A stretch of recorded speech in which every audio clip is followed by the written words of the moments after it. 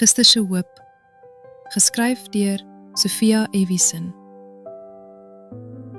Gister het ek gehoop, soos 'n kind wat wag vir reën, met hande oop en oë na bo. Ek het geglo, al was die hemel stil.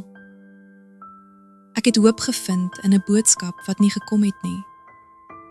In 'n gebed wat ek herhaal het, al het ek nie antwoorde gehoor nie. Ek het vir Ansie gedink, hoe sy altyd gesê het, hoop is nie 'n gevoel nie, dis 'n besluit. Ek het my hart gegee aan 'n droom wat nog nie vorm het nie, 'n huis van hoop, gebou uit trane en beloftes. Gister het ek gewankel, maar ek het nie geval nie.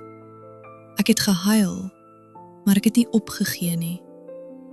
Want hoop is nie net vir die wat sterk is nie. Dis vir die wat kies om weer op te staan, om weer te glo. Al is die dag lank en die nag sonder rus. En vandag, ek dra gister se hoop soos 'n stikkende juweel in my sak. Nie perfek nie, maar kosbaar. Baie dankie dat jy geluister het hier by Boekwurm.